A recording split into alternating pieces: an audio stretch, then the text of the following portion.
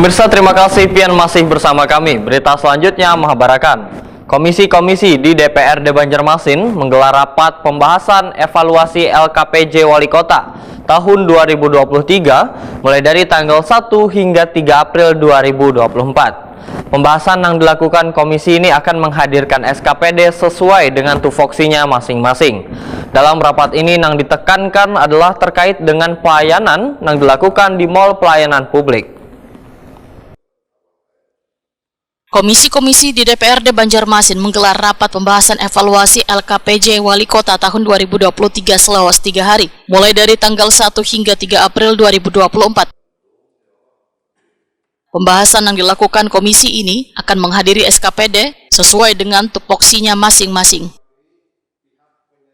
Komisi 1 DPRD Banjarmasin dalam kesempatan ini menghadirkan Dinas Penanaman Modal Wan Pelayanan Terpadu 1 Pintu Banjarmasin jelang tengah hari Senin 1 April 2024. Satu di Mitra Pasar mudah-mudahan Pak, kedepannya dari pihak ketiga itu mau memberikan di lantai 2-nya Pak. Kepala DPM PTSP Banjarmasin Aryani Wetakwani Prima TV memedahkan dalam rapat ini yang ditekankan adalah terkait dengan pelayanan yang dilakukan di mal pelayanan publik.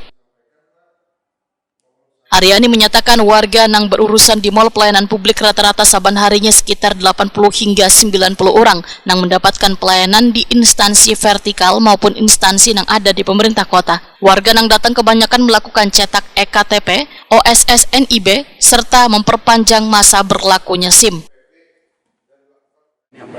Yang maksudnya di MPP kan? Iya. Okay. Nah kalau di MPP itu yang banyak itu kan cetak KTP yang di Capil, kemudian OSS, NIB, nah, kemudian pelayanan untuk di Polresta yang perpanjangan SIM.